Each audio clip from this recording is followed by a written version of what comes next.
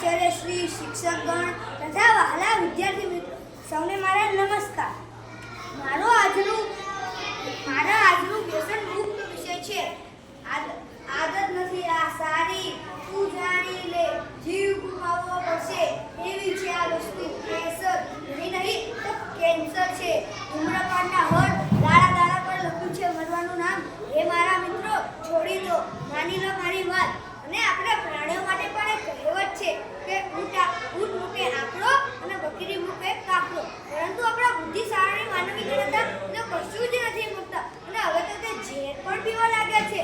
અને બીડીના over box પર લખ્યું છે કે ધૂમ્રપાન કરવો સેહત માટે હાનિકારક છે, તો પણ તે પીવે છે. ઉદાહરણ તરીકે આપણા આંગણામાં ક્યારેક કોઈ કચરો નાખવા આવે તો આપણે તેમને પાછા મોકલી દઈએ.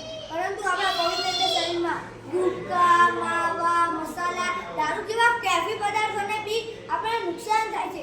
શું તમારા છોકરા કે તમારી પત્ની તમને વ્યસન છોડવાનું કહેશે તો તમે છોડી શકશો? આપણે અને તમે તો ભલે ને માનતા હો તોય કહેશો ના હું તો સિગરેટ પીશ જ તે, ના હું તો દારૂ પીશ જ તે. એવું કહેનારાને મારે એક જ વસ્તુ કહેવું છે કે તમારા શરીર પર તમારો જ હક નહીં પરંતુ તમારા પરિવારનો પણ હક છે, જે તમને મોટા કરે તમારા બાપ દાદાનો. અને આજના જમાનામાં તો નાનેથી લઈ મોટા છોકરા બધા જ વ્યસનના ગુલામ બની ગયા છે અને તેનાથી આપણને ઘણું બધું નુકસાન થાય છે. હું માનું છું કે